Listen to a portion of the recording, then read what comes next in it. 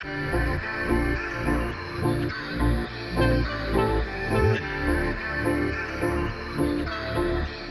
a verse in the Bible that says, trust in the Lord. Famous verse, trust in the Lord with all of your heart. Do not lean on your own understanding.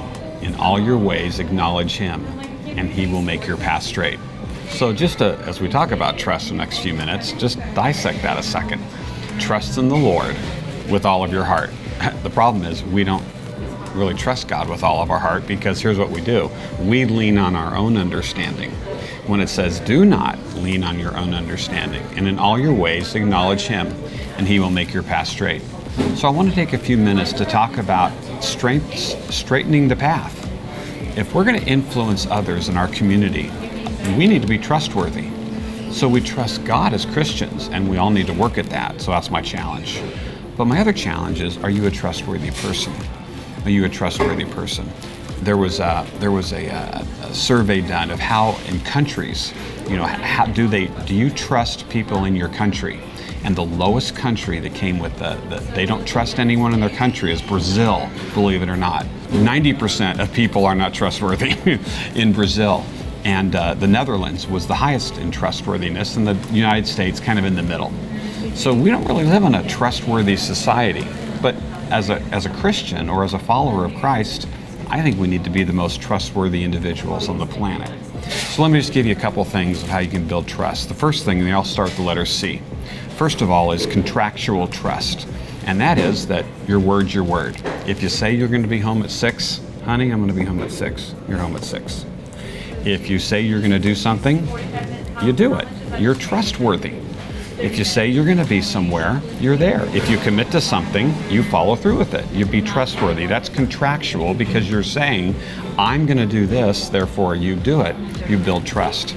The other C is a communication trust, which says clear and frequent communication always is the best way to go. It helps people know what's expected, boundaries, change that may come. You communicate those things. So it's called communication trust. Also in communication, also confidentiality. Because you know what's going to kill trust? Gossip. Gossip kills trust. There's a saying that says, trust usually takes years to build, seconds to break, and forever to repair. Think about that a second. Trust usually takes years to build. Be a trustworthy person, but it's seconds to break. Gossip, a lie, not following through, and forever to repair, rebuilding trust. So we have contractual trust, which is doing what you're going to say you're going to do. Communication trust, which is making sure you communicate, over-communicate, and make sure you're confidential. You can be trusted with information. But then there's the fourth C, and that's caring. Caring trust. It's the softer side of trust, but it says that I care about you. And if someone knows you care, they're going to trust you. If somehow you're faking it or you're placating, which you say one thing but you think another, people can see right through that.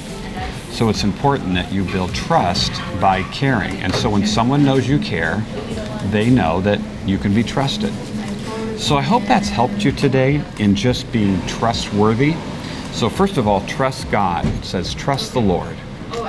Don't lean on your own understanding. In all your ways acknowledge Him. But then also be a trustworthy person. And I hope this helps you in just thinking about trust, because where you go, you go. And we then need to be the most trustworthy individuals on the planet. And so let's walk in the integrity and the trust in our God and be trustworthy.